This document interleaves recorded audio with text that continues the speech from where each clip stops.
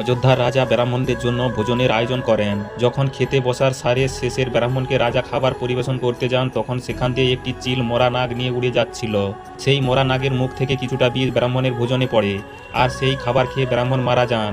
আর এই সব কিছু উপরে বসে যমরাজ দেখছিলেন, কিন্তু তিনি চিন্তায় পড়ে যান যে বোম্বা হত্যার দোষ কাকে দেবেন। রাজাকে, যে জানতই না যে ভোজনে বিষ রয়েছে, নাকি চিলকে যে তার বাচ্চাদের জন্য খাবার নিয়ে যাচ্ছিল, না ওই সাপকে যে আগেই মারা গিয়েছিল।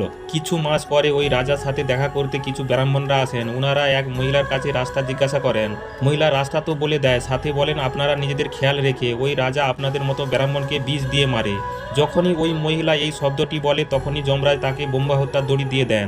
যমরাজের দূতীরা যখন এর কারণ জিজ্ঞাসা করে, তখন যমরাজ বলে ব্রাহ্মণের মৃত্যুতে রাজা, চিল, সাপ কেউ আনন্দ পায়নি, কিন্তু এই কথা বলে রাজার নিন্দা করে ওই মহিলা অনেক আনন্দ পেয়েছে।